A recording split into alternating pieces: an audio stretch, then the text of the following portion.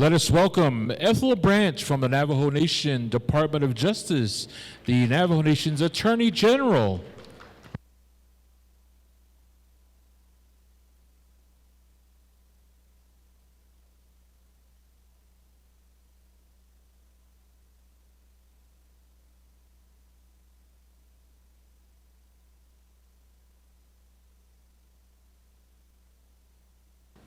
Yate, everyone. Thanks for all of you who are here to listen to this. It's good to see your friendly faces out there. I hope everyone enjoyed the event today. Who all enjoyed the event today? Yeah, it was such a wonderful event, and also just the days leading up to this have been really great as well, just to reflect on all of the incredible things the administration has done. I've seen this administration do more in 1 year than I've seen previous administrations do in 4 years, including administrations I've been a part of. So I'm really excited for us to be where we are right now and looking ahead for the next 3 years to really start moving forward. Usually the first phase of an administration is kind of clearing the path for success. And I feel like we've done a lot of that already. So that gives us the opportunity to really start implementation of the ambitious goals of the administration for the next 3 years. So I'm really excited to be able to still do that during this administration. So when I came in, I set a list of priorities for myself and my team.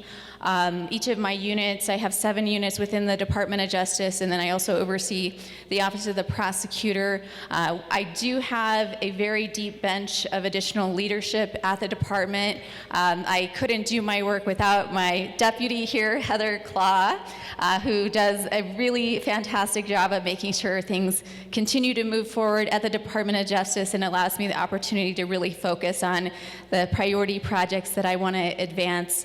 And then, of course, we have all of our assistant attorney generals, who many of whom have been at the department for a very long time and have a lot of institutional knowledge. And then, of course, we have our chief prosecutor as well. And those are the folks who really run the Department of Justice. So I just want to give them kudos and thank them for their leadership and their hard work. We have some of them here at our booth in the back. But when I came in with Heather, we had each of our AAGs and chief prosecutor come up with their wildly important goals. And for myself, that was really looking at the president's platform and thinking about what are the things that really matter for the Navajo people, that are going to really make a difference in the day-to-day lives of the people. And one of those things was access to water, particularly where we are in Navajo history at this moment. So I've really focused on moving forward our water settlements with our remaining claims. Right now, we're very actively negotiating our Arizona water settlement. Hopefully, we will have significant progress on that in the next few months. That's a very, very high priority for the president. We also have 2 water settlements that are going to have federal legislation introduced for the Zuni River Basin in New Mexico, as well as Rio San Jose. We had legislation introduced to complete the work in the San Juan River Basin with the Navajo Gallup Water Supply Project. So that's moving forward. That took the project from being about a $1 billion project to almost a $2 billion project. And that amendment is also going to run some water up to Utah as well and start implementation and access to water in Utah. So a lot of really great success on that, and success that we're going to continue to see in the coming year. And then the second most important priority for myself under the president's leadership is advancing his 1,000 Homes initiative. So we've done some groundwork on that in this initial year.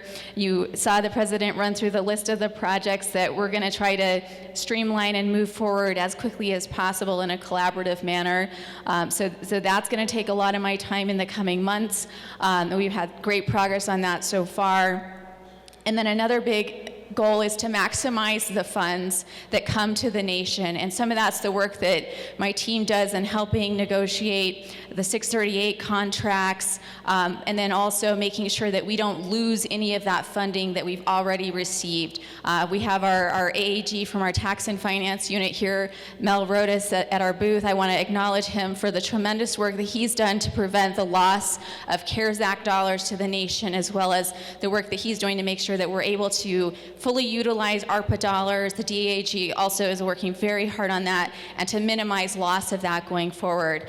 So we're going to continue to prioritize that. There's other important priorities, Operation Rainbow Bridge, assisting in what ways we can there, and there's a lot of legal work in that regarding that project that you don't see, such as working with the state AG's office, making sure they're advancing prosecutions, not just of financial crimes, but of the human crimes that our relatives are victim to in this broader fraudulent scheme. So we're going to continue to move that work forward. We're going to challenge the feds to have stronger human trafficking laws and the state to have stronger human trafficking laws so that our people can have better protection. And we are, of course, working forward, looking for opportunities of enforcement here on the nation when those companies are trying to recruit our tribal members or relatives here at the nation. So that's just a little highlight. If you want more detail, on Friday on the President's Lunch and Learn, I did go through our top 10 accomplishments for the year. So yeah, everyone, thank you for sticking with us, and look forward to hearing the other presentations.